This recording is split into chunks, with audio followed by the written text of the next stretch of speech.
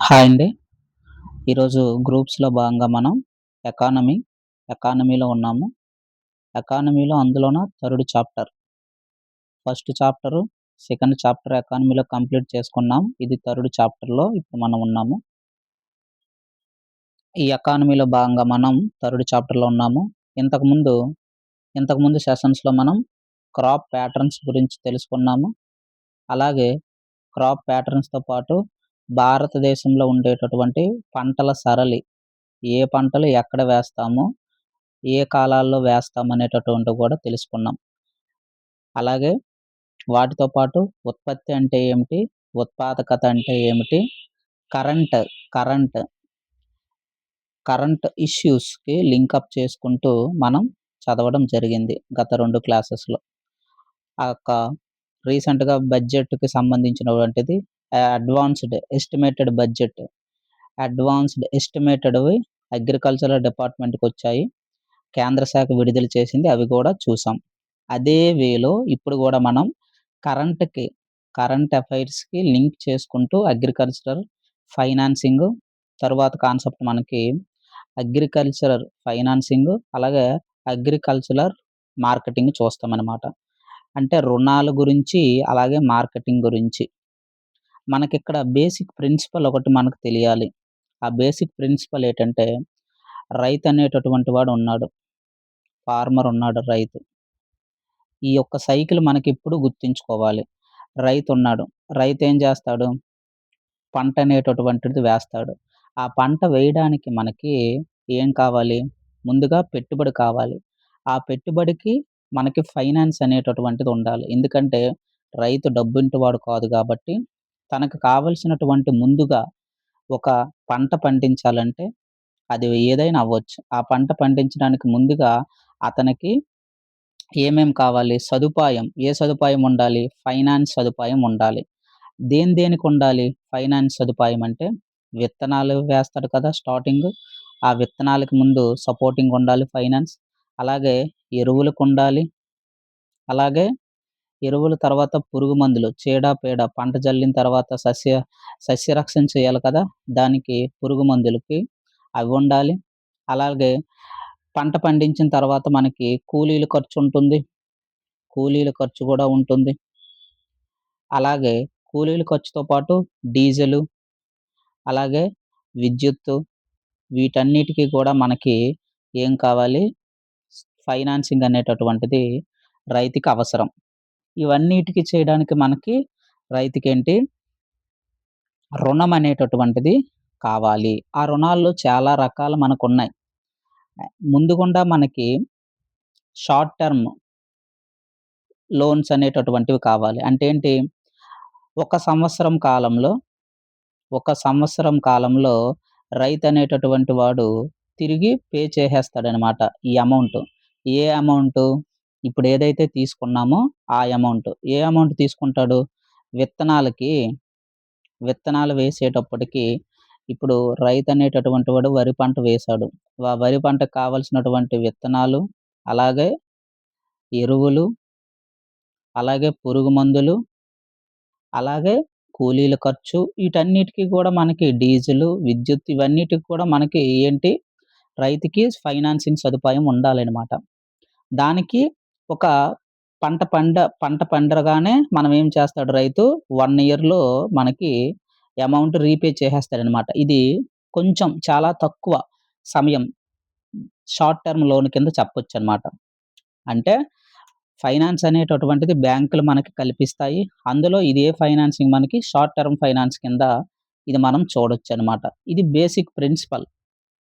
ఆ తర్వాత ఇది కాకుండా మరి కొంచెం ఇది షార్ట్ టర్మ్ ఫైనాన్స్ అనొచ్చు. ఇలా కాకుండా రైతనేటటువంటి వాడు కొంచెం స్మాల్ టర్మ్ క్రెడిట్ అంటాం. ఫైనాన్సింగ్ అన్నా, క్రెడిట్ అన్నా, రుణ సదుపాయం అన్నా ఒకటే. Short term credit, medium term credit, long term credit. 3 loans అనేటటువంటి వాడు రైతు తీసుకుంటాడనమాట. షార్ట్ టర్మ్ అంటే ఇప్పుడు చెప్పాం కదా! అవన్నీ వస్తాయన్నమాట. అంటే ఒక క్రాప్ సీజన్‌లో రైతనేటటువంటి వాడు ఒక క్రాప్ సీజన్‌లో మనకేం చేస్తాడు? అమౌంట్ అనేటటువంటిది తిరిగి ఇచ్చేస్తాడు. Through KCC Kisan credit cards. Kisan credit cards అనేటటువంటివేటంటే, ఇవి రైతులకి ఇస్తారనమాట. ఇవి దీని ద్వారా ఈ కిసాన్ క్రెడిట్ కార్డ్స్ ద్వారా రైతుకి రుణ సదుపాయం కల్పిస్తారనమాట. ఇక్కడ మనకి ఇంపార్టెంట్. ఒక క్రాప్ సీజన్‌లో తిరిగి చెల్లించేటటువంటి రుణాలని మనమేమంటాం? షార్ట్ టర్మ్ క్రెడిట్ అని అంటాం. ఆ షార్ట్ టర్మ్ క్రెడిట్ లోన్స్‌గా చెప్పొచ్చు. అదే మీడియం టర్మ్ క్రెడిట్ లోన్స్ ఉంటాయి. రెండో కేటగిరీ ఇది. రెండో కేటగిరీ మనకేంటి? Medium term. Medium term credit. అంటే ఇది ఒక సంవత్సరంలో చెల్లించడు. కొంచెం టైం పడుతుంది. 3, 4 సంవత్సరాలు. అంటే ఏంటేంటి? ఇప్పుడు వ్యవసాయం చేస్తన్నాడు. ఆయనకి దగ్గరలో అన్నీ ఉంటాయా? ఉండవు. ఉదాహరణకి మనకి పంప్ సెట్లుంటాయి. ఆ పంప్ సెట్లకేంటి? మనకి చాలా కొంచెం ఎక్కువ ఖర్చుతో కూడుకున్నవి. 2,00,000 ఇలా ఉంటాయి. అలాగే డైరీ యానిమల్స్ ఉంటాయి. ఆవులు అటువంటివి. వాటికి కూడా రుణ సదుపాయం అనేటటువంటిది ఒక సంవత్సరంలో తీర్చలేడు. 4-5 సంవత్సరాలు ఇలా పడుతుందనమాట. కొంచెం మీడియం టర్మ్‌లో ఉంటాయి. ఇటువంటివన్నీ కూడా మనకి మీడియం టర్మ్ లోన్స్ కింద చెప్పొచ్చనమాట. అలాగే ఇంకొక టర్మ్ లోన్ ఉంటుంది మనకి లార్జ్. ఇవన్నీ పెద్ద పెద్ద ప్రాజెక్ట్స్ కింద కొంచెం బడా రైట్స్ అనుకోండి ఇరిగేషన్‌కి. లార్జ్ ఇరిగేషన్ క్రెడిట్ అని చెప్పొచ్చు. అంటే ఏంటి? అంటే కొంచెం 25 ఎకరాలు, 10 ఎకరాలు ఉన్న వాళ్ళకి ఇది అప్లికేబుల్ అవుతుంది. ఎనీవే ఇది కూడా లాంగ్ టర్మ్ క్రెడిట్ కింద చెప్పొచ్చు. ఉదాహరణకి సాధారణ రైతు కూడా తీసుకోవచ్చు. ఏంటి ఇందులో వస్తాయి? ట్రాక్టర్ ఉంది. 8, 10 లక్షలు ఇలా. చాలా పెద్ద అమౌంట్‌లనమాట. ట్రాక్టర్స్ అవ్వచ్చు. అలాగే ఫార్మ్ స్టోరేజ్ ఇన్‌ఫ్రాస్ట్రక్చర్ అవ్వచ్చు. ఏదో ఒక పెద్ద ఫార్మ్ స్టోరేజ్ కడుతున్నాడు. డైరీ ప్రొడక్ట్స్ ఉన్నాయి. అలాగే అటువంటి వాటిలకి కొంచెం ఎక్కువ అమౌంట్ కావాలనమాట. 10,00,000 ఇలాగా. ఇది 8 సంవత్సరాలు దాటి చెల్లిస్తాడనమాట. ఇటువంటివన్నీ లార్జ్ ఫైనాన్సింగ్ సిస్టమ్ అవసరం రైతుకి. క్రాప్ సీజన్ ఒక సంవత్సరంలో చెల్లించేటటువంటి దాని నుంచి ట్రాక్టర్లు పెద్ద పెద్ద ఇరిగేషన్ మెషినరీ, ఇరిగేషన్ మెషినరీ కొన్నంత వరకు గూడా రైతుకి ఇంత బ్రాడ్ వ్యూలో మనం చదువుకోవాలనమాట. ఒక రైతుకి ఇన్ని సదుపాయాలు ఉంటాయి. ఇవన్నీ కల్పించగలగాలి. క్షేస్త క్షేత్రస్థాయిలో మనకెలా ఉందో తర్వాత విషయం. క్షేత్రస్థాయిలో ఎలా ఉందనేది తర్వాత విషయం. మనం ఇదంతా ఇన్‌పుట్‌గా చదువుకోవాలనమాట.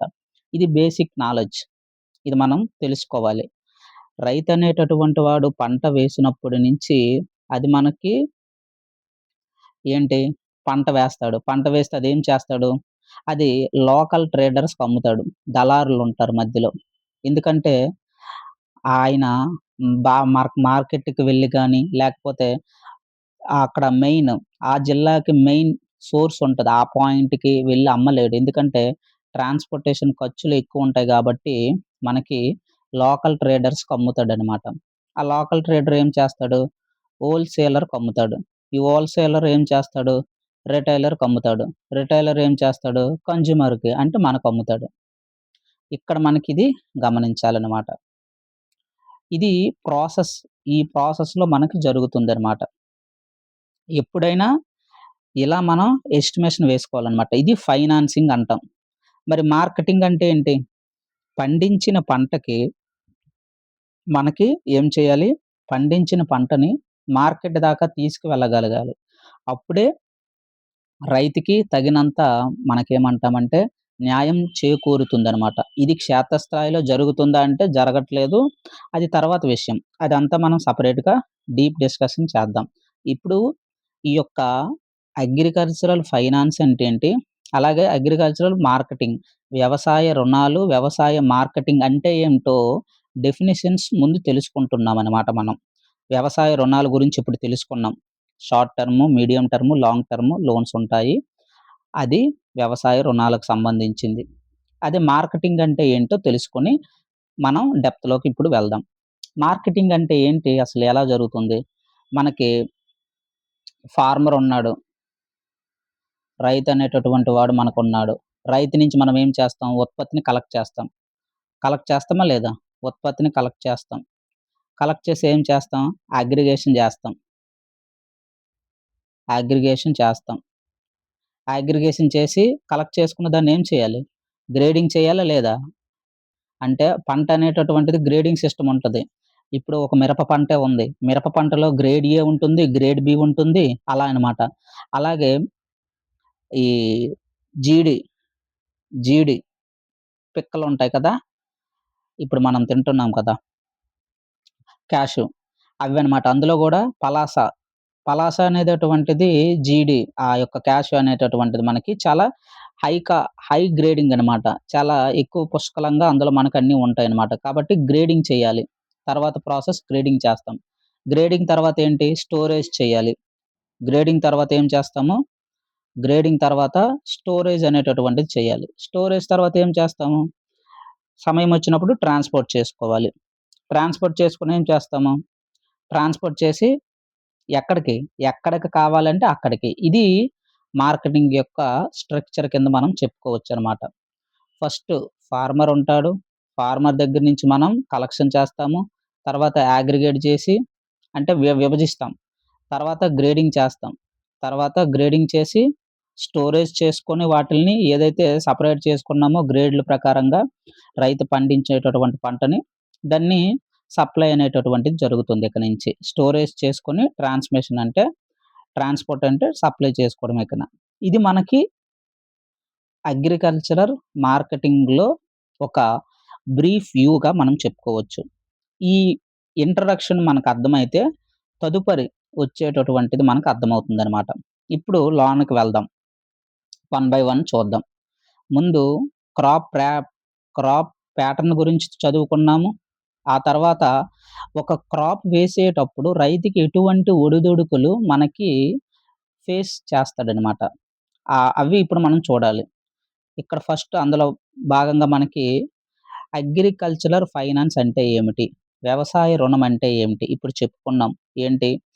ఏదైనా మనకు రైతు ఒక పంట మొదలుపెట్టే ముందు ఆయనకి పంట వేసినప్పటి నుంచి పంట అమ్మిన దాకా ఆ మధ్యలో ఉండే ప్రాసెస్‌కి మనకి ఆర్థికంగా వనరులు సమకూర్చుకోవాలంటే ఎవరు కావాలి?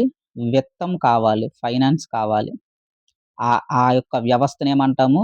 అగ్రికల్చరల్ ఫైనాన్స్ లేదా వ్యవసాయ రుణాలనేటటువంటివి అనడానికి అవకాశం ఉంటుందనమాట. అంటే ఇక్కడ మనకి అర్థమవ్వాల్సిందేంటి? పంట వేసేటప్పటి నుంచి పంట అమ్మే మధ్య దాకా, ఆ మధ్యలో ఉండే ప్రాసెస్‌కి మనకి ఏం కావాలి? ఒక ఒక వనరులు సమకూర్చే వ్యవస్థ కావాలి. ఆ వనరులు సమకూర్చే వ్యవస్థే అగ్రికల్చరల్ ఫైనాన్స్ అని చెప్పుకోవచ్చు. అంటే ఇది కేవలం పంట రుణమేనా అంటే కాదు. ఇందులో మనకు చాలా ఉంటాయి. ఏంటుంటుంది? ప్రొడక్షన్ క్రెడిట్ ఉంటుంది. ప్రొడక్షన్ క్రెడిట్ అంటే ఏంటి? ఉత్పత్తి చేస్తున్నాము కదా! దానికి లోన్ పేమెంట్ అనమాట. దాన్నే ఇన్వెస్ట్‌మెంట్ క్రెడిట్ ఉంటుంది. ఇక్కడ ప్రొడక్షన్ క్రెడిట్ అంటే ఏంటి? ఉత్పత్తి చేయడానికి తీసుకున్నటువంటి రుణాలు. ఉత్పత్తి చేస్తున్నాము. వరి పంట వేస్తున్నాము. దానికేమేం కావాలి? విత్తనాలు కావాలి, ఎరువులు కావాలి, పురుగు మందులు కావాలి. ఇవన్నీ దేనిలోకొస్తాయి? ఉత్పత్తి క్రెడిట్ కిందొస్తాయి. Production credit. ఉత్పత్తి క్రెడిట్ కింద చెప్పుకోవచ్చు. అదే ఇన్వెస్ట్‌మెంట్ క్రెడిట్ అంటే పెట్టుబడి. పెట్టుబడి లోన్‌లంటే ఏంటి? దేని మీద పెట్టుబడి పెడుతున్నాం? ఒక ట్రాక్టర్, ఒక మెషినరీ కొన్నాము. ఒక మెషినరీ కొన్నప్పుడు ఏమవుతుంది? అది ఇన్వెస్ట్‌మెంట్ క్రెడిట్ అవుతుంది తప్ప, ప్రొడక్షన్ క్రెడిట్ అనేటటువంటిది అవ్వదనమాట. అలాగే పోస్ట్ హార్వెస్ట్ క్రెడిట్. ఇది ఎందులోకొస్తుంది? వ్యవసాయం అంతా పోయిన తర్వాత క్రెడిట్ అంటే ఏంటి? ట్రాన్స్‌పోర్టేషన్ చార్జెస్‌కి అలాగే అటువంటివన్నీ పోస్ట్ హార్వెస్టింగ్ క్రెడిట్ కింద చెప్పొచ్చు. Allied activity credit. Allied activity credit అంటే ఏంటి? మనకి వ్యవసాయ పంట అనేటటువంటిది మార్కెట్‌లోకి తీసుకెళ్ళిపోయాం. అక్కడ ఉండేటటువంటి ఒడిదుడుకులకిది. అలైడ్ యాక్టివిటీ క్రెడిట్స్ అనమాట. ఇలా ఒక అగ్రికల్చరల్ ఫైనాన్స్ అంటే వ్యవసాయ రుణాలంటే ఇవన్నీ కలిపి ఉంటాయి. వ్యవసాయ రుణం అంటే ఏదో రైతు పంట పండించాడు. రైతు పంట పండించడానికి మనకి ఫైనాన్సింగ్ చేస్తే సరిపోతుందంటే కాదు. అందులో ఎన్నో ఫైనాన్స్‌లున్నాయని ఇంతవరకు చెప్పుకున్నాం. ఇది బేసిక్ టెర్మినాలజీ. నెక్స్ట్ ఉదాహరణకి ఇంతవరకు చెప్పుకున్నది ఒక ఉదాహరణతో మనము చూద్దాము. ఒక రైతున్నాడు. అతనికి 5 ఎకరాలు వరి చేస్తున్నాడనుకుందాం. దానికి మరి ఇవన్నిటికి మనకి పెట్టుబడి కావాలా లేదా? ఇవన్నిటి పెట్టుబడికి డబ్బులు కావాలా లేదా? మరి డబ్బులు ఆయన దగ్గర ఉంటాయా? ఉండవు. దానికి కంపల్సరీగా షార్ట్ టర్మ్ క్రెడిట్ అనేటటువంటిది తీసుకుంటాడనమాట. విత్తనాలకవ్వచ్చు, ఎరువులకవ్వచ్చు, పురుగు మందులకవ్వచ్చు, కూలీల ఖర్చు, డీజిలు, విద్యుత్తు ఇవన్నీ గూడా రైతుకి పెట్టుబడి కింద సహాయం ఉండాలనమాట. అలాగే ఇవి చూడండి. ఇవి ఇరిగేషన్‌కి, హార్వెస్టింగ్‌కి, ట్రాన్స్‌పోర్టేషన్‌కి ఇవన్నిటికి కూడా డబ్బులనేటటువంటిది అవసరము. షార్ట్ టర్మ్ లేదా వర్కింగ్ క్యాపిటల్ ఫైనాన్స్ అనేటటువంటిది రైతుకి అవసరముగా మనం చెప్పుకోవచ్చనమాట. అదే రైతు మనకి, అదే రైతు మనకి ఇవి కొన్నాడనుకోండి. ఇప్పుడు చెప్పుకున్నాం కదా! ఇవి కొన్నాడు. ట్రాక్టర్ గాని, డ్రిప్ ఇరిగేషన్ గురించి గాని, బోర్‌వెల్స్ మనకిప్పుడు వాటర్ రావడానికి మరి బావులు గాని, లేకపోతే మోటార్స్ గాని వేస్తాడు. మరి దానికి పెద్ద ఎక్విప్‌మెంట్ అమౌంట్ కావాలి అందుకు. అలాగే ఏదైనా వ్యవసాయ ఉత్పత్తుల యంత్రాలు కొన్నాడనుకోండి, యంత్రాలకు గూడా ఖర్చెక్కువవుతుంది. ఇది ఇంకొక టర్మొస్తుంది. ఇది కొంచెం మీడియం టర్మ్ లోన్ కింద ఇప్పుడు చెప్పుకున్నాం. అదే ఇన్వెస్ట్‌మెంట్ ఫైనాన్స్ అని చెప్పుకున్నాం. దీన్ని ఇన్వెస్ట్‌మెంట్ ఫైనాన్స్ కింద చెప్పుకోవచ్చు. అలాగే వేర్‌హౌస్ ఈట్లివన్నిటికి నియమించాలంటే రైతుకి క్యాపిటల్ 8,00,000 దాకా అవుతుంది. కాబట్టి ఇది ఇన్వెస్ట్‌మెంట్ కింద ఎళ్తుందనమాట. ఇది క్రాప్ రొటేషన్ క్రెడిట్ కింద వెళ్ళదు. ఎందుకంటే క్రాప్ రొటేషన్ అంటే ఒక సంవత్సరంలో చెల్లించేస్తాడు. పురుగు మందులు, ఎరువులు, విత్తనాలు, కూలీల ఖర్చు ఇవన్నీ ఒక సంవత్సరంలో చెల్లించగలడు. ఇది అలా చేయలేడు కదా! అందుకే ఇది ఇంకొక లోన్ కింద ఎళ్తుందనమాట. మీడియం కింద వెళ్ళొచ్చు. ట్రాక్టర్ అంటే చాలా లాంగ్ టర్మ్ క్రెడిట్ కింద వెళ్తాయన్నమాట. అది దానర్థం. మరి అగ్రికల్చరల్ క్రెడిట్ ఎందుకు ప్రత్యేకమైనది? ఇంతవరకు చెప్పుకున్నాం కదా! లోన్ ఎందుకు ప్రత్యేకమైనదంటే, చూడండి ఎందుకు ప్రత్యేకమైనదంటే, బిజినెస్ మ్యాన్‌కి ఇవ్వడం ఈజీ. కానీ వ్యవసాయానికి డబ్బులివ్వడం కొంచెం కష్టం. బిజినెస్ మ్యాన్‌కి ఏంటి లేదు ఆడు కాల్ చేస్తాడు. ఆడు కాల్ చేస్తే వెంటనే, "సార్ రండి సార్" వెంటనే వాడు కూడా రావాల్సిన లేదు. మాక్సిమం ఆడు కిందున్నోడు సి గ్రేడ్ ఆఫీసర్ వస్తాడనమాట. వచ్చి సంతకం పెడతాడు. వెంటనే మనీ పట్టుకెళ్ళిపోతాడు. అంతా ఆన్‌లైన్ ట్రాన్సాక్షన్స్ జరుగుతాయి. ఆడికి ఈజీ. ఎందుకంటే డబ్బులు ఎగ్గొడతాడు కాబట్టి ఆడికి ఈజీగా ఇస్తారు. రైతుకి అలాగ అవ్వదు కదా! కాబట్టి ఇక్కడ ఆయనకిచ్చేటటువంటి 1,00,000, 2,00,000 లోన్‌కి ఎన్ని వంకలుంటాయో ఇక్కడ చూడండి. అన్‌సర్టైన్ ఉంటుంది. ఎందుకు? అంతా వ్యవసాయం అనేటటువంటిది దేని మీద ఆధారపడి ఉంటుంది? వాతావరణం పైన ఆధారపడి ఉంటుందనమాట. వాతావరణం పైన. కాబట్టి అన్‌సర్టైన్ ఉంటుంది. నువ్వు ఇస్తావని నాకు నమ్మకం లేదు. పంట పండిన తర్వాత ఇస్తానంటే అది పండుతదో, పండదో నాకు తెలీదు కదా! అని అంటాడు. మరి వర్షాలు గూడా ఎలా ఉంటాయో తెలీదు.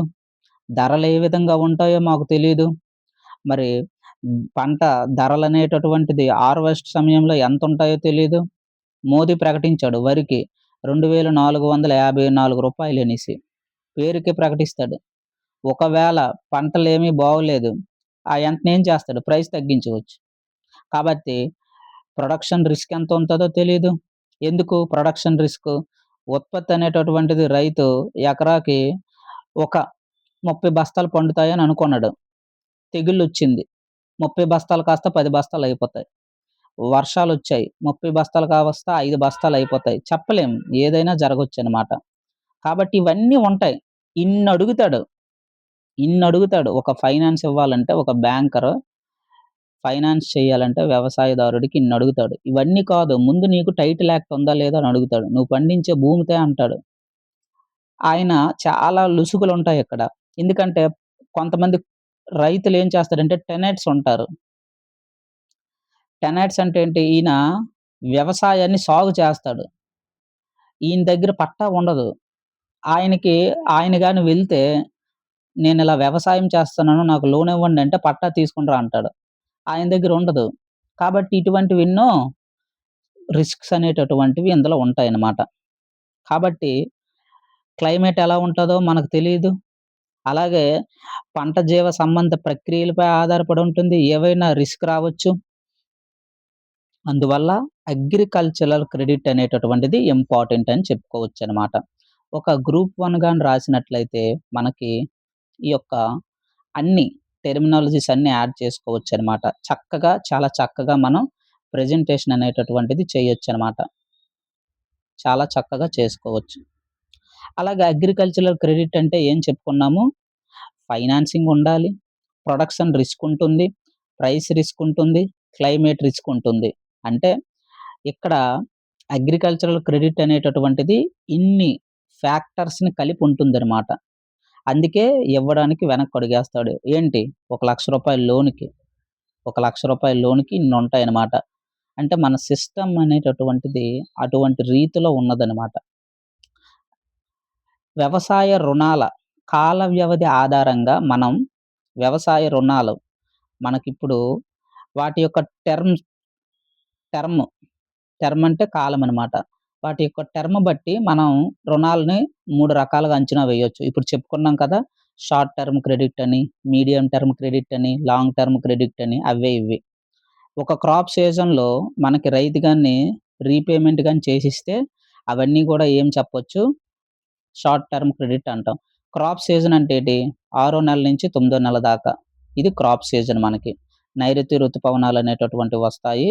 ఇది మనం క్రాప్ సీజన్ కింద చెప్పుకోవచ్చు. ఈ యొక్క 6-9 ఇది క్రాప్ సీజన్ కదా! ఈ పంట సీజను.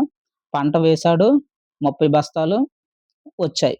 వెంటనే రీపేమెంట్ చేసేస్తాడు. ఎందుకు రీపేమెంట్ చేస్తాడు? ఇవన్నీ తీసుకుంటాడు కదా! Short term loan. విత్తనాలు, ఎరువులు, పురుగు మందులు, లేబర్ ఖర్చులు, డీజిల్ ఖర్చులు, వ్యవసాయం ఖర్చులు, హార్వెస్టింగ్ ఇవన్నిటికి గూడా ఒక సీజన్‌లో మనకి చెల్లించేస్తాడనమాట. ఒక పంట సీజన్‌లో.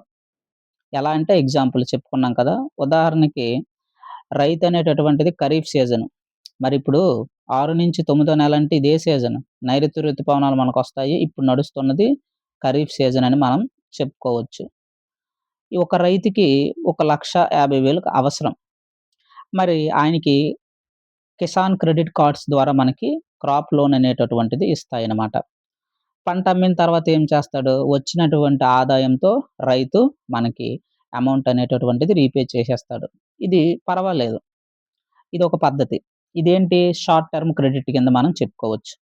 అదే మీడియం టర్మ్ క్రెడిట్ ఇది కొంచెం సంవత్సరాలతో పని పడతదనమాట. ఇది ఒక సంవత్సరం కాదు. కొన్ని సంవత్సరాల వ్యవధిలో చెల్లిస్తాడు. అంటే ఏంటి? ఆవులు, గేదెలు, పశువులు లోన్‌లు తీసుకొని చాలామంది ఇప్పుడు మనం చూస్తున్నాం. లోన్ మీద అన్నీ తీసుకుంటారనమాట. ఒక 5, 10 సంవత్సరాల తర్వాత ఆవు మందైపోతుంది. లోన్ గూడా చెల్లించుకోవచ్చు. మనం పాలనేటటువంటిది కంటిన్యూయస్‌గా ఆదాయం వస్తుందని. అలాగే స్మాల్ అగ్రికల్చరల్ మెషినరీ చిన్న చిన్న మెషినరీస్ అవసరమవుతుంటాయి.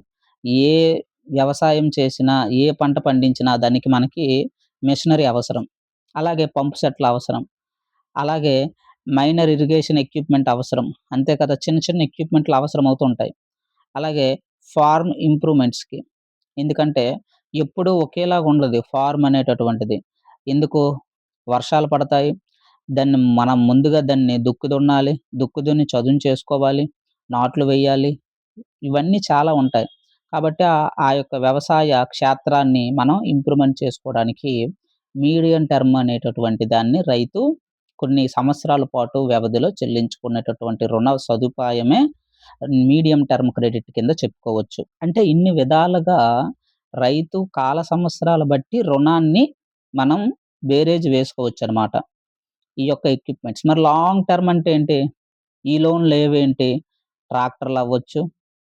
అలాగే లార్జ్ ఇరిగేషన్ సిస్టమ్ అనేటటువంటి ప్రాజెక్ట్స్ ఎటువంటి పెద్ద పెద్దవి ఉంటాయి.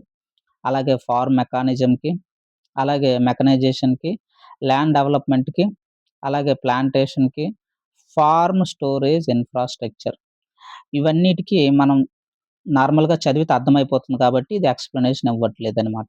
ఓకేనా? ఇటువంటి చాలా పెద్ద అమౌంట్ అనమాట. ఇది 10-15 లాక్స్ అవుతుంది కాబట్టి, ఇది మరికొంచెం లాంగ్ టర్మ్ అవుతుంది. దీర్ఘకాలికం 15 సంవత్సరాలు అనేటటువంటిది చెప్పుకోవచ్చనమాట. ఇన్ని లక్షలుంటాయి గాబట్టి.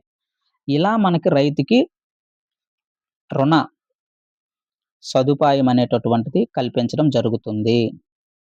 ఉదాహరణకి చూడండి. బెస్ట్ ఎగ్జాంపుల్ ట్రాక్టర్ తీసుకున్నాడు 8,00,000కి. అది క్రాప్ లోన్ అవుతదా? అవ్వదు. అది ఏ లోన్ అవుతుంది? టర్మ్ లోన్ అవుతుంది. ఎందుకు క్రాప్ లోన్ కాదంటే, క్రాప్ లోన్ అంటే అర్థం ఏంటని చెప్పుకున్నాం. ఒక సంవత్సరం పరిధిలో మనం అది లేదా ఒక క్రాప్ సీజన్‌లో ఒక ఖరీఫ్ సీజన్‌లో మనకు అప్పు తీసుకున్నాడంటే లోను, ఆ ఖరీఫ్ సీజన్‌లోనే మనకి రైతు చెల్లించేస్తాడనమాట. కాబట్టి ట్రాక్టర్ అనేటటువంటిది ఒక సీజన్‌లో చెల్లించేస్తాడా? లేదు. కొన్ని సంవత్సరాలు పడుతుంది. కాబట్టి అది టర్మ్ లోన్ కింద వెళ్తుంది. అలా అనమాట. అలాగే ఇక్కడ మనకి అంతా బానే చెప్పారు. కానీ ఇప్పుడు ఈ ఇన్‌స్టిట్యూషనల్, నాన్ ఇన్‌స్టిట్యూషనల్ క్రెడిట్స్ గురించి చెప్పాలి. ఎవరు మరి మనకి రైతుకి అప్పిస్తారు? రుణ సదుపాయం కల్పిస్తారంటే ఇన్‌స్టిట్యూషనల్ ఉన్నాయి. నాన్ ఇన్‌స్టిట్యూషనల్ క్రెడిట్స్ ఉన్నాయి. ఎందుకంటే మనకి ఇన్‌స్టిట్యూషనల్ క్రెడిట్స్ ముందు చూద్దాం. ఇన్‌స్టిట్యూషనల్ అంటే ఏంటి? వ్యవస్థాగత రుణాల కింద మనం చెప్పుకోవచ్చు. ఇది వ్యవస్థాగత ఇది మనకి వ్యవస్థాగత వనరుల కింద చెప్పుకోవచ్చనమాట. వ్యవస్థాగత వనరులంటే మనకి కమర్షియల్ బ్యాంక్స్, ఎస్‌బీఐ, వాణిజ్య బ్యాంకులు ఇటువంటివి. అలాగే regional rural banks, Andhra Pradesh Vikas bank అటువంటివి. కోఆపరేటివ్ బ్యాంక్స్, సహాయ బ్యాంకులు. అలాగే చిన్న సంస్థలుంటాయి. ఆ బ్యాంకులు. అలాగే నాబార్డ్ సపోర్టెడ్ ఇన్‌స్టిట్యూషన్స్. ఈ నాబార్డ్ సపోర్టెడ్ ఇన్‌స్టిట్యూషన్స్ అంటే ఎవరు? ఆర్ఆర్‌బీసే. ఆర్ఆర్‌బీలు, అలాగే సహకార బ్యాంకులు, అలాగే డిస్ట్రిక్ట్ కోఆపరేటివ్ బ్యాంక్స్ ఇటువంటివుంటాయన్నమాట. అలాగే Kisan credit linked banking system ఏవైతే ఉన్నాయో అవి. ఇవన్నీ కూడా మనకి వ్యవస్థాగత రుణాల కింద చెప్పుకోవచ్చనమాట. అంటే రైతనేటటువంటి వాడు వీటిల దగ్గరికి వెళ్లి రుణం తీసుకుంటాడనమాట. ఇది మంచిదే. కానీ ఫార్మాలిటీస్ ఎక్కువుంటాయి. అందుకే ఒక ఎస్‌బీఐ బ్యాంకుల్లో రుణం తీసుకోవడం అంటే ఆషామాషా కాదు. అందుకే రీజనల్ రూరల్ బ్యాంక్స్ అనేటటువంటివి మనకు వచ్చాయన్నమాట. చిన్న చిన్న కోఆపరేటివ్ బ్యాంక్స్ ఇవన్నీ కూడా ఇటువంటివి పరపతి విధానాన్ని సృష్టిస్తాయన్నమాట. రైతులకి అవకాశం కల్పిస్తాయి రుణ సదుపాయాన్ని. ఎక్కువగా నాబార్డ్ అనేటటువంటిది ఇవన్నిట్లికి రీఫైనాన్సింగ్ ఇస్తుంది. డైరెక్ట్‌గా నాబార్డ్ అనేటటువంటిది ఇవ్వదు. నాబార్డ్ అనేటటువంటిది రీఫైనాన్స్ ఇన్‌స్టిట్యూషన్స్. దాని నార్మ్స్ అటువంటివన్నమాట. అలాగే అంటే దాని అర్థమేంటి? నాబార్డ్ అనేది రీజనల్ రూరల్ బ్యాంక్స్‌కి ఇస్తుంది. రీజనల్ రూరల్ బ్యాంక్స్ అనేటటువంటిది రైతులకి రుణాలిస్తది. అంతే తప్ప డైరెక్ట్‌గా మనకి ఎప్పుడు గూడా ఇవ్వదనమాట. అది మనం గుర్తుంచుకోవాలి. అలాగే నాన్ ఇన్‌స్టిట్యూషనల్ సోర్సెస్ ఇదేంటి? దళారులనమాట. వడ్డీ వ్యాపారులు, అలాగే పెద్ద పెద్ద వర్తకులు, అలాగే కమిషన్ ఏజెంట్స్ ఉంటారు. వాళ్ళ దగ్గర రూపాయికి రూ. 10 వడ్డీ అనమాట. మనకి వాళ్ళ దగ్గరనమాట. వాళ్ళ దగ్గర తీసుకుంటారనమాట. అటువంటి పరిస్థితి ఎందుకొస్తుంది? ఎందుకొస్తుందంటే బ్యాంకుల దగ్గరికెళ్తే వాడేమడుగుతాడు? టైటిల్ పట్టా కొట్టుకొనిరా అన్నీ అడుగుతారనమాట. వీళ్ళ దగ్గర ఉండవు. ఉండినా అవి తప్పుల్లో ఉంటాయి. అవి సవరణ అవ్వవు. చాలా క్రిటికాలిటీ ఉంటాయన్నమాట. అలాగే తప్పక వీడి దగ్గరికి వెళ్ళాల్సొస్తుంది. వీడు రూపాయికి రూ. 10 వడ్డీ కలెక్షన్ అనేటటువంటిది మనకి చేస్తాడనమాట. ఇదంతా నాన్ ఇన్‌స్టిట్యూషనల్ సోర్సెస్ కింద చెప్పొచ్చు. ఇప్పటికి 80% ఇలాగే మనకి రన్ అనేటటువంటిది అవుతున్నాయన్నమాట. అలాగే మనీ లెండర్స్ సమస్య ఎందుకొచ్చింది?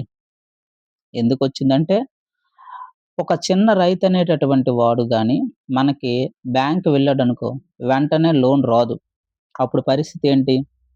కంపల్సరీగా ఇప్పుడు ఖరీఫ్ సీజన్ ఒచ్చేసింది. పంటలు వెయ్యాలి. వెయ్యకపోతే పనవ్వదు.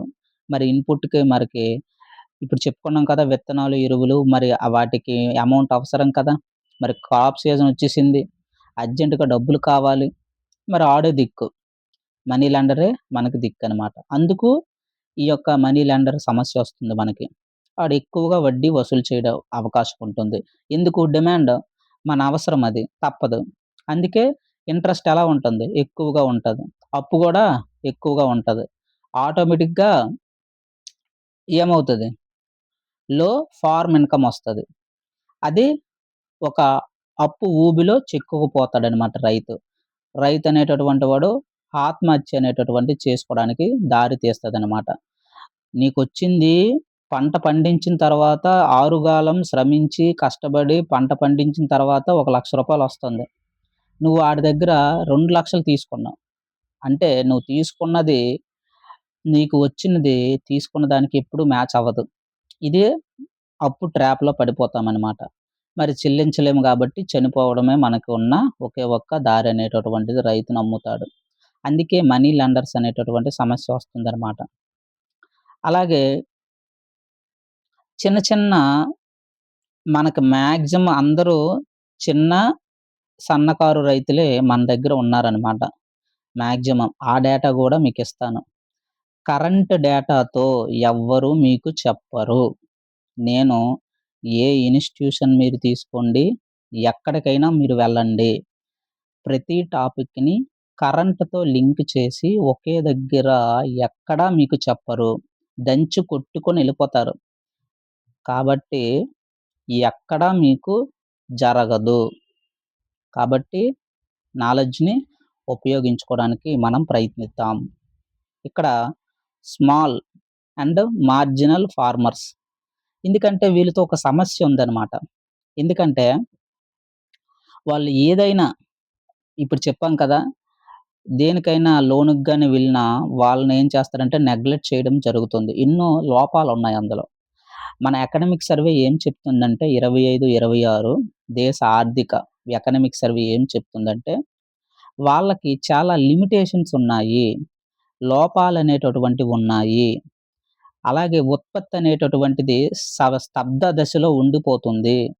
తద్వారా ఫార్మర్ యొక్క ఇన్‌కమ్ గ్రోత్ అనేటటువంటివి ఈ యొక్క చిన్న, సన్నకారు రైతులను అడ్డుకుంటున్నాయి అని బడ్జెట్‌లో చెప్తున్నారనమాట.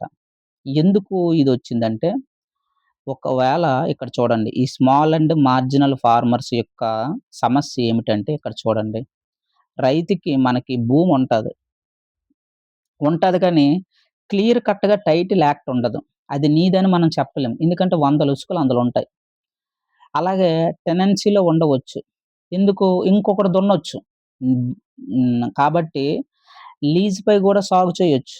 లీజ్ తీసుకొని కొంతమంది వ్యవసాయం చేస్తారు. ఆ లీజు తీసుకున్న వ్యవసాయ భూమి పైన లోన్‌కి నువ్వు వెళ్ళలేవు కదా! ఎందుకంటే లీజ్ ఎవరి పేరుంది? ఈ భూమి ఎవరి పేరు మీదుంది? ఓనర్ పేరు మీదుంది. నువ్వెళ్లి లోన్ అడిగితే ఇస్తాడా? ఇవ్వడు. ఆడొస్తాడా? రాడు. నీకు లోనొస్తుందా? ఉండదు. అదనమాట. అలాగే ల్యాండ్ రికార్డ్స్ అప్‌డేట్ అవ్వకపోవచ్చు. కాబట్టి ఇవన్నీ గూడా ఇన్‌స్టిట్యూషనల్ క్రెడిట్స్ పొందడం కష్టమవుతుంది. అంటే ఒక వాణిజ్య బ్యాంకుకి వెళ్ళినా, ఒక గ్రామీణ బ్యాంకుకి వెళ్ళినా మనకి లోన్ అనేటటువంటిది దొరకడం కష్టంగా ఉంటుంది. ఎందుకు? ఎందుకంటే ఇవన్నీ మనకి సమస్యలున్నాయి గాబట్టి. ఒక క్లియర్ కట్‌గా ఇంతటి ఆర్థిక వ్యవస్థలో చాలా ఎత్తుకు ఎదిగాము, చంద్రుడి మీద కాలు పెట్టాము అనేటటువంటి చర్రలు చాస్తున్న మనము, ఒక రైతుకి మనము కనీస నిత్యావసర సదుపాయాలను కల్పించలేనటువంటి వ్యవస్థ స్థితిలో మనం ఉన్నామనమాట. కాబట్టి రైతుకి మనం ముందుగా ప్రయారిటీ ఇవ్వాలి. ఎటువంటి హక్కు లేకుండా, ఎటువంటి పట్టా లేకుండా మనకి రైతుకి సహాయం చెయ్యాలి. డబ్బనేటటువంటిది రాకపోయినా పర్వాలేదు. అలా ఎలా చెప్తావు? అంటే కొన్ని వేల కోట్లు మనకి ఎన్‌పీఎస్‌లో రూపంలో ప్రస్తుతానికున్నాయి. గవర్నమెంట్ డేటా ప్రకారం 3,00,000 కోట్లనేటటువంటిది మనకేంటి ఎన్‌పీఎస్‌గా పోగుపడ్డాయి. Non performing assets. బడా సేట్లు డబ్బులు తీసుకుంటారు. హాయిగా వాడు వేసుకునే షర్ట్ గాని మనం చూసుకున్నట్టే కోటు 10,00,000, 15,00,000, 30,00,000 కోటుంటదనమాట. అటువంటి వాళ్ళు ఎగ్గొట్టి వేల కోట్లు ఒక్కొక్క బ్యాంక్‌కి 3,000, 4,000 అందరు బ్యాంకుల దగ్గర తీసుకుంటారు. ఒక లలిత్ మోదీ గాని, నీరవ్ మోదీ గాని, విజయ్ మాల్యా గాని మీరు అబ్జర్వ్ చేయండి. ఒక బ్యాంక్ కాదు భారతదేశంలో ఉన్న 20 బ్యాంకుల దగ్గర వాళ్ళు తీసుకున్నారు. మనకి నీ హయాంలో నీ లోకల్‌గా ఉండే బ్యాంక్‌కెళ్ళి అప్పడిగితే ఆడివ్వడు. అంతెందుకు నీకు 3 బ్యాంకులు నీకు ఆల్రెడీ అక్కడ బ్యాంక్ అకౌంట్ ఉంది కదా! ఎక్కడి కిందకొచ్చావంటాడు. 100 సెక్షన్‌లు, 100 అడ్డులొస్తాయి. కానీ ఇవన్నీ గూడా మనకేంటి ఇన్‌స్టిట్యూషనల్ క్రెడిట్‌కి పొందడం కష్టమవుతుంది రైతుకి. ఇంత పెద్ద డెమోక్రటిక్ వ్యవస్థలో రైతుకనేటటువంటిది ఏమి దొరకట్లేదు. రుణ సదుపాయం దొరకట్లేదు. అటువంటి వ్యవస్థని డెవలప్ చేసుకోలేకపోతున్నాం ఇంతవరకి గూడా. ఒక సిస్టమాటిక్ ఫ్రేమ్‌వర్క్ అనేటటువంటిది లేదు. సిస్టమాటిక్ ఫ్రేమ్‌వర్క్ లేదు. ఏంటి? ఎంతోమంది మేధావులున్నారు. ఎంతోమంది కార్యదర్శులుగా వర్క్ చేస్తున్నారు. ఒక పైన సెంట్రల్ లెవెల్ సిస్టమ్, కింద స్టేట్ లెవెల్ సిస్టమ్ అదంతా అందులోకి వెళ్తే మరి ఇందులోకి రాము. అది సైడ్‌కి పెడదాం. అందుకే వ్యవస్థాగత రుణాలనేటటువంటివి మనకి రైతుకి దొరకవు. కారణం ఇదే. "నీ దగ్గరేముంది ఒట్టుకొనిరా" అంటాడు. ఆయన దగ్గర ఏముండదు. కష్టమే ఉంటది. ఇక్కడ మనకింకోటి ప్రెజెంట్ కరెంట్ ఇష్యూ ఇది మనకు నడుస్తుంది. టెనెట్ ఫార్మర్స్ చెప్పుకున్నాం కదా! ఇది మనకి ఏపీకి చాలా ఇంపార్టెంట్. చూడండి, ఒక కాన్సెప్ట్ మనం ముందు చెప్పుకున్నాము. దాన్ని కేంద్రంలో ఎలా ఉందో చెప్పుకున్నాము. దాన్ని రాష్ట్రంలో ఇప్పుడెలా ఉందో చెప్తున్నాం. మీరు ఏ ఇన్‌స్టిట్యూషన్‌కెళ్తారో వెళ్ళండి. ఇటువంటిది మనకి దొరకడానికి అవకాశం ఉండదు. టెనెట్ ఫార్మర్స్‌కి ఒకసారి చూద్దాం. ఒక రైతు పంట పండించాలంటే ఎన్ని కష్టాలుంటాయనేటటువంటిది చూద్దాం. ఒక టెనెట్ ఫార్మర్స్. ఎందుకంటే ఆయనకి భూమి ఆయన దగ్గర ఉండదు. ఓనర్ ఆయన కాదు. కానీ వ్యవసాయం అయితే సాగైతే చేస్తాడు. అటువంటి వాళ్ళు టెనెట్ ఫార్మర్స్ అంటాం. అంటే కల్టివేటర్ ఒకడు, ల్యాండ్ ఓనర్ ఒకడు. ల్యాండ్ ఓనరు కల్టివేట్ చేయడు. కల్టివేటర్ అంటే వ్యవసాయం. కూలి ఆయనకి సాగు తీసుకొని చేస్తాడనమాట. ఇక్కడే మెయిన్ సమస్యొచ్చిందనమాట. కాబట్టి ఆంధ్రప్రదేశ్‌కి సంబంధించి మనం చూద్దాం. చూడండి. ల్యాండ్ రికార్డ్స్ ఒకసారి మనం ఆధారంగా చూస్తే క్రెడిట్ అసెస్‌మెంట్ గాని ఇవ్వాలనుకుంటే టెనెట్ ఫార్మర్స్ బయటపడే అవకాశం ఉంటుందనమాట. అంటే ఇవన్నీ ఉండకూడదు. ర్ రైతనేటటువంటి వాడొచ్చాడు. ఒక అక్కడ సంబంధించి రీజనల్ ఆఫీసర్ ఉంటాడు. భూమి దగ్గరికి వెళ్తాడు. ఆ! జీఐఎస్ సిస్టమ్ ఉపయోగించి ఫోటోస్ తీసుకోమనండి. ఫోటోస్ తీసుకొని డైలీ అప్డేట్, వీక్లీ అప్డేట్ అడుగుతుండడమే. పంట అక్కడేస్తున్నాడు కదా! ఎక్కడికెళ్ళిపోడు కదా! పంట అక్కడే ఉంటది. ఇలా మనకొక లోకల్ లెవెల్ సిస్టమ్ అనేటటువంటిది మనం డెవలప్ చేయాలనమాట. ఇక్కడ మన central NABARD, NABARD Andhra Pradesh state focus paper రీసెంట్‌గా రిలీజ్ అయింది. కిందటి ఆర్థిక సంవత్సరంకి. దాదాపుగా 24,00,000 టెనెట్ ఫార్మర్స్ ఉన్నారు. ఎంతమందున్నారు? 24,00,000. 4 స్టార్లు పెట్టుకుంటారో, 10 స్టార్లు పెట్టుకుంటారో మీ ఇష్టము. నాబార్డ్ ఆంధ్రప్రదేశ్ స్టేట్ ఒక ఫోకస్ పేపర్ రిలీజ్ అయింది. అందులో మనకి ఎంతమంది టెనెట్ ఫార్మర్స్ ఉన్నారు? 24,00,000 అని గుర్తుంచుకోండి. ఇక్కడ మనకి అందులో ల్యాండ్ లేనివారు, అలాగే సాగు చేస్తున్న వాళ్ళు చూసుకుంటే వాళ్ళే పెద్ద సంఖ్యలో ఉన్నారని మనకిక్కడ అర్థమవుతుందనమాట. కాబట్టి ఇది చాలా ఇంపార్టెంట్ క్రూషియల్ పాయింట్ అనమాట. మెయిన్స్‌లో రాసినప్పుడు ఇది చాలా ఉపయోగపడుతుంది. 24,00,000 మంది టెనెట్ ఫార్మర్స్ ఉన్నారని గుర్తుంచుకోవాలి. ఎందుకు ఇంత ఇంపార్టెంట్ అని చూడండి. టెనెట్ ఫార్మర్ అనేటటువంటి వాడు సాగు చేస్తాడు పంటని. మరి ఆడికి ఇన్‌పుట్ ఉండాలా? మరి క్రాప్ రిస్క్ తీసుకుంటాడు కదా! కానీ ల్యాండ్ టైటిల్ ఉండదు. మరి ల్యాండ్ టైటిల్ లేకపోతే లోన్ ఇవ్వరు. మరి లోన్ ఇవ్వకపోతే ఆటోమేటిక్‌గా మనీ లెండర్ దగ్గరికెళ్ళాల్సొస్తుంది. అక్కడ ట్రాప్‌లో పడతాడు. ఆత్మహత్యలు చేసుకోవాల్సిన పరిస్థితి ఉంటుంది. అందుకే ఈ యొక్క వ్యవస్థాగత నిర్మాణం గ్యాప్ అనేటటువంటిది వచ్చిందనమాట. ఈ యొక్క ఫైనాన్స్ విషయంలో. ఇంతవరకు మనం ఏం డిస్కస్ చేస్తున్నాం? ఇంతవరకు మనం చెప్పుకున్నదేంటి? అగ్రికల్చరల్ ఫైనాన్సింగ్ గురించి చెప్పుకుంటున్నాం. అందులో కిసాన్ క్రెడిట్ కార్డ్ పాత్ర గూడా ఇంపార్టెంటే. ఎందుకంటే రైతులకి రుణాలు ఈ కిసాన్ క్రెడిట్ కార్డ్స్ ద్వారా మనకి కల్పిస్తున్నారనమాట. ఇందులో మనం ముఖ్యంగా చూసుకుంటే ఇదొక మంచి వ్యవస్థాగత రుణ సంస్థ. వ్యవస్థగా మంచిగా డెవలప్ చేశారు కొన్ని. అందులో దీని ద్వారా ఈ కిసాన్ క్రెడిట్స్ ద్వారా మనకేమేమిస్తారు? ఇవన్నీ రైతుకి ప్రొవైడ్ చేస్తారు. విత్తనాలు గానీ, ఎరువులు గానీ, పురుగు మందులు గానీ ఇవన్నీ గూడా ఇస్తారనమాట. క్రెడిట్స్ సౌకర్యం అనేటటువంటిది కల్పిస్తారిక్కడ. అలాగే ఇంకో పాయింట్ 2019 నుంచి ఏటంటే ఎరువులు, పురుగు మందులు, విత్తనాలు, డీజిలు, విద్యుత్తు ఈటికే కాకుండా మరికొన్నిటికి గూడా ఈ కిసాన్ క్రెడిట్ కార్డ్స్‌ని మనకి విస్తరించారు. ఏంటేంటి? వర్కింగ్ క్యాపిటల్ రిక్వైర్మెంట్స్ అంటే ఏటి? వర్కింగ్ క్యాపిటల్ రిక్వైర్మెంట్స్ అంటే tractor, drip irrigation, borewells, farm machinery, warehouses వీటికి. అలాగే ఫిషరీస్‌కి, డైరీస్‌కి, యానిమల్ హస్బెండరీ ఇయన్నిటికి గూడా కిసాన్ క్రెడిట్ కార్డ్స్‌నైతే విస్తరించడం జరిగిందనమాట. Recent update. రీసెంట్ అప్‌డేట్ ఏటంటే కిసాన్ క్రెడిట్ కార్డ్‌లో మనకి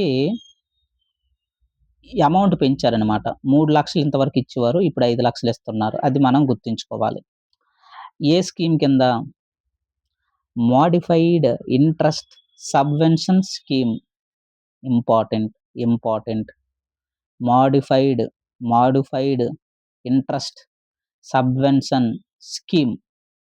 అందులో 3,00,000 నుంచి 5,00,000కైతే పెంచారనమాట. కిందటిసారి బడ్జెట్‌లో. ఎందుకంటే ఒకవేళ ఇన్‌పుట్ కాస్ట్ పెరిగిపోయింది. ఇదెందుకు పెంచారు 3-5 లక్షలకి? ఎందుకు పెంచారంటే, కిందటి సంవత్సరంలో ఉన్నది ఈ సంవత్సరం ధరలుండవు కదా! ఇన్‌పుట్ కాస్ట్ అనేటటువంటిది. ఈ కిందటి సంవత్సరం విత్తనాలు రూ. 2,000 ఉన్నాయి. ఈ సంవత్సరాలు 2,000 ఉంటాయేంటి? పెరుగుతది. 2,500 అవ్వచ్చు. కాబట్టి ఇన్‌పుట్ కాస్ట్ పెరిగిందా లేదా? మరి ఇన్‌పుట్ కాస్ట్ పెరిగితే పాత క్రెడిట్ లిమిటు 3,00,000 ఇస్తే సరిపోతుందా? సరిపోదు. అందుకే పెంచారనమాట. సమయానికి తగ్గట్టుగా మార్చాలి. అది రాజ్యాంగమైన, ఆర్థిక వ్యవస్థలో ఉన్న మార్పులనైనా. అయితే పాత క్రెడిట్ సరిపోదు కాబట్టే ఇన్‌పుట్ కాస్ట్ పెరిగిందన ఇన్ ఇన్‌పుస్ట్ ఇన్‌పుట్ కాస్ట్ పెరిగింది కాబట్టి దీన్ని గూడా లిమిట్ పెంచారనమాట. అంతే కదా! అది మనకి ఇంపార్టెంట్. ఇక్కడ చూడండి హయ్యర్ ఇన్‌పుట్ కాస్ట్ ఎక్కువగా మనకి ఇన్‌పుట్ కాస్ట్ ఉంది కాబట్టి వర్కింగ్ క్యాపిటల్ రిక్వైర్మెంట్ కూడా పెరుగుతాయి. ట్రాక్టర్ కూడా పెరుగుతాయి డబ్బులు. ఇంతకుముందు 8,00,000కి వచ్చేది 10,00,000 అవుద్ది. మరప్పుడు లిమిట్ పెంచాలా లేదా? Kisan credit Kisan credit card limit అందుకే పెంచారనమాట. 3-5,00,000 లిమిట్ పెంచారనమాట. అలాగే కొల్లాటరల్ ఫ్రీ అగ్రికల్చరల్ లోన్స్. నీ దగ్గర ఏ వస్తువు లేకపోయినా ఇస్తారనమాట. క్షేత్రస్థాయిలో ఇది అమలవ్వట్లేదు. ఇంతకుముందు 1.6 ఉండేది. ఇప్పుడు 2,00,000కి పెంచారనమాట. ఆర్‌బీఐ, ఆర్‌బీఐ 2024లో ఇది మనం గుర్తుంచుకోవాలనమాట. 2,00,000 అని గుర్తుంచుకోండి. అది చాలా మనకి ఇంపార్టెంట్ అనమాట. కాబట్టి ఇది మనకి ఇంపార్టెంట్. ఎందుకంటే చిన్న రైతులకి లోన్ కావాలి. కానీ వాడి దగ్గర డబ్బులు కొల్లాటరల్స్ లేవు. ఏవైనా పూచీకత్తులు. మరి అటువంటప్పుడు రైతు లోనుకి వెళ్ళలేడు కదా! మరి ఆడికి లభించదు కదా లోను రైతుకి.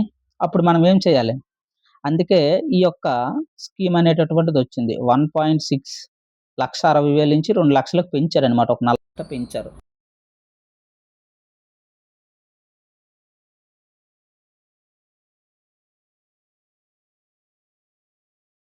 కింది వాటిలో సరైనవేవి అని అడుగుతాడనమాట. Short term agriculture